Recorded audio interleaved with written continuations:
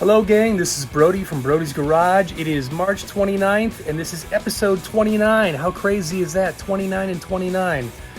I'm grimy, I'm filthy, I need a cold beer. First and foremost, I thought it would be a great idea just to show you what a complete disaster the garage is right now. And this is often the case. I try to show you guys the slightly cleaned up version, but today I wanted to show you what a typical day looks like around here. I have to move things out of the way because there's no room to work on them, and just stuff scattered, and there's tools everywhere and body parts, and there's dead bodies laying around. I'm just kidding, but no, anyway, it's just a disaster. But I just thought I'd show you because I want you to understand and appreciate the effort and the pain that goes into making a car like this. Picking up where we left off with the fitting crisis. Well, it's not a crisis. There's just a lot of fittings to be made, to be purchased, to be figured out.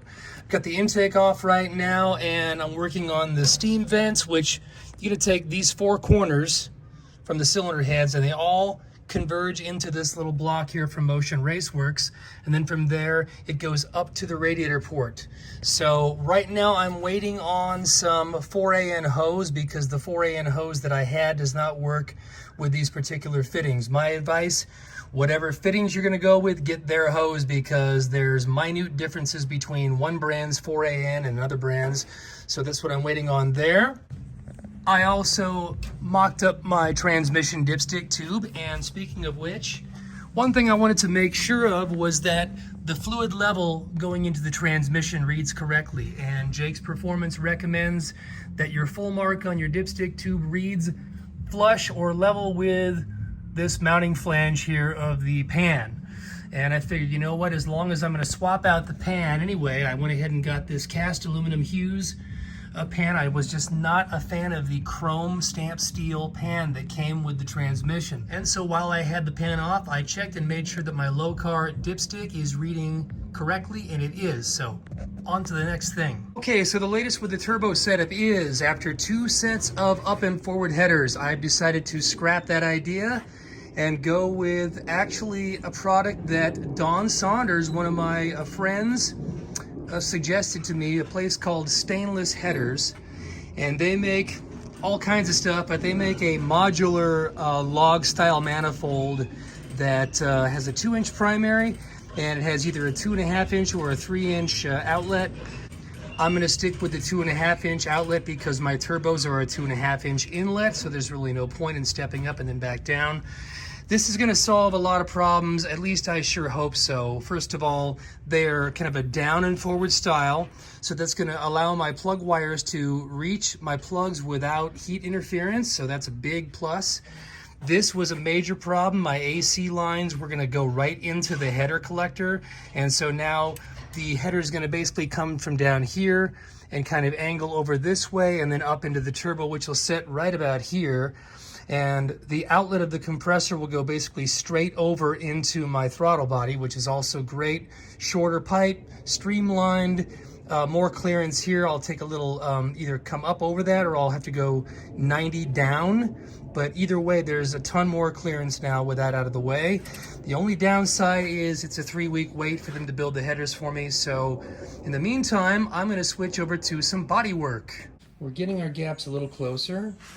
Door gap is pretty good. It's actually a tiny bit larger on the passenger side than it is on the driver's side. But everything is starting to even up quite a bit. I think we're going to pull the fender off and shim it out slightly to match this rocker panel. Al has been doing some spoon dolly work to try to, bend and even things up. We put the hood back on and got it to where it's relatively close. It requires a little bit of compressing here to get it to sit down. Of course, the hinge bracket inside is not really fully secured. And the hood is still sitting up a little high here, and it kind of bulges over the fender, but it does go down a little bit. It just needs some adjusting, I think. We'll get that eventually, but the gaps are pretty good all around. This is where we welded up, so that just needs to be ground down a little bit more, and probably the cowl needs to be filed down a little bit on the inside there. And then maybe this edge can be tapped down a little bit. We ended up taking the bolts out of the radiator core support, and I ended up grinding off, we can open this back up. I ended up grinding off material off of the front frame rail right up there, if you can see that.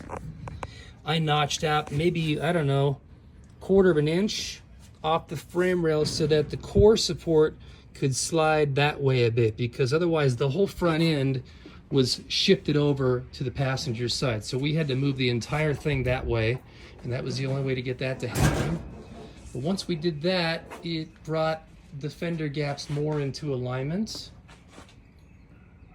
Much better on both sides. Just gotta figure out why that hood is still sitting up on this side. And then we have a little bit of an issue here. The peak of the hood comes down and just hangs a little bit too far forward into the bezel area. But we're thinking that maybe when we get the fender off, we might be able to tap out the little front flange where the bezel goes up against, just tap that whole thing out a little bit. Maybe a little bit of filler work in there. Because on this side, that peak lines up with the bezel pretty well, much better. On this side, it's just, the hood is just sticking out just a little bit, maybe, I don't know, 1/4 of an inch.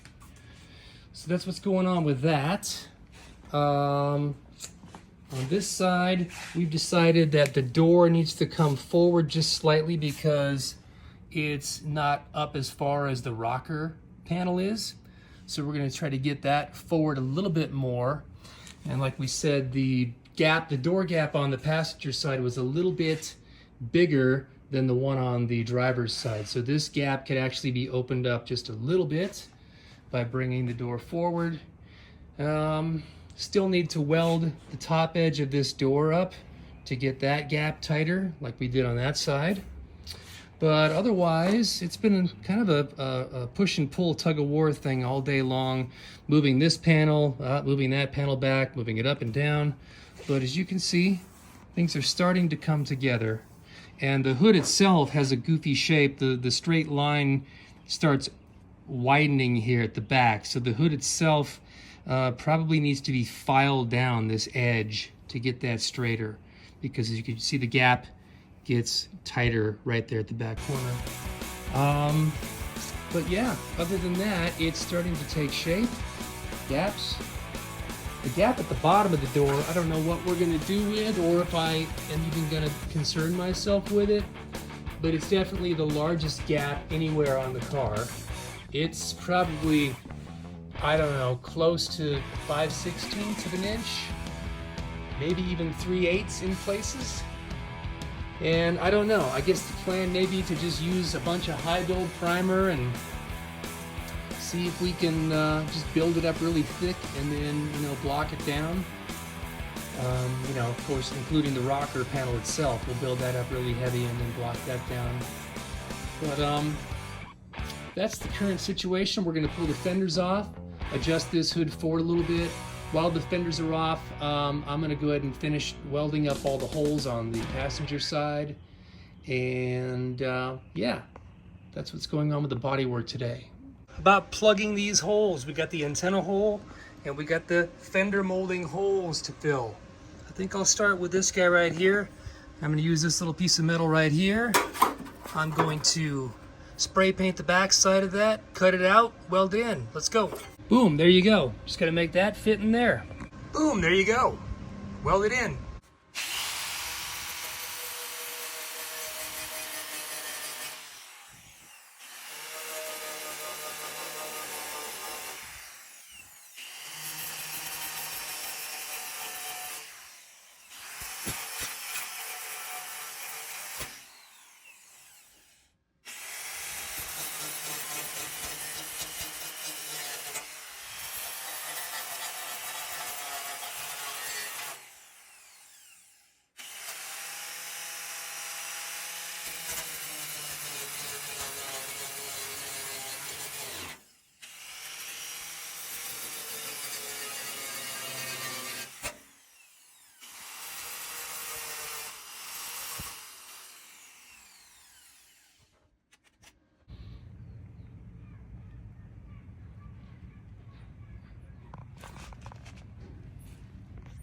Whew, all right, okay. My fenders are all welded up, filled in the antenna hole, filled in all of the side molding holes. I used the silicone bronze MIG wire, and quite a few holes to fill there. And I filled them from the front and the back just to make sure that we got good coverage, ground them down. And now these two fenders are gonna go down to 6651 Customs to get sandblasted and epoxy primered. For the fuel system, I'm waiting on some more fittings, but I got a little jump start on that. I made my little Y adapter here for my fuel rails. So this will be the feed line coming from the fuel pump or from the fuel tank. A AN10 size line that splits into two 8 AN lines and goes up to those banjo fittings that we talked about in the last episode. So that'll supply my fuel. And then when it comes off the front side, of course, it goes to that fuel pressure regulator right there. And it comes out of the rails and into the regulator, and then the bypass fuel comes out the bottom, and that's going to snake down between the timing cover and the water pump, and I'm just going to clamp it out of the way, and then that's going to make its exit and return back to the tank. Also on the pressure side of the fuel delivery system, we've got the 10 AN filter and a 10 AN fitting for the ethanol sensor here from Motion Raceworks. They built this billet aluminum housing here that houses the GM style flex fuel sensor. And these are both 10 ANs, and I thought what I would do is just kind of butt these together with a union or a coupler. So those will mount along the underside of the chassis. Back in the trunk here, and you remember my little kick panel here that I made to access the fuel pump. So you'll see that we have a main and an aux fuel pump. The twin pumps will basically converge to another Y here and then feed a -10 AN line. So I'm waiting right now on a couple of 45 swivel fittings that'll go here and here. That'll bring the hose basically out straight that way. And then my return line that we talked about from the pressure regulator will come back to here. We are now underneath the car and looking up at the fuel tank. Those twin lines will come out of the pumps, feed the Y, and then we have a 90-degree turn, which will somehow end up, I don't know, right over here. And then I'll run my 10 AN line, which actually is hanging out here right now. It'll go over here to the side of the car, passenger side, and then make a little feed up there over the axle and down the frame rail towards the front of the car. So I would imagine my filter and my flex fuel sensor will go somewhere along the inside of that rocker panel up there. I've been kind of putting this trunk situation off for a while. I still have a lot to do in here. I bought some 1-inch square tubing, and I'm going to tie those trunk brackets together with a horizontal brace going across. And I still have to finish mounting the gas struts, which replace the torsion springs for the trunk hinges. And then I still have to mount my ice tank cooler for the intercooler and the battery. And I'm still a little undecided as to exactly where I'm going to put them. The tank, unfortunately, just kind of takes up a lot of space. I guess the good news is I can still kind of contain everything from the frame rail on over. That way I can do sort of an upholstered panel that goes here across the front there, which will actually fasten itself to that little horizontal square tubing I just talked about. And then basically create myself a luggage compartment that is just this recessed area there. I know it's not as great as having the full access, but it's better than nothing, and it's still quite a bit of space. I can throw a couple suitcases back there if I need to. Panel off the battery so you don't see that and you don't see the ice tank. And then when I need to access it, I'll just either Velcro or snaps or something. I can just pop these things off and I can get to my ice water and see if I can get that lid out. Yeah, I can still get the lid out, and I can probably still get ice water down in there.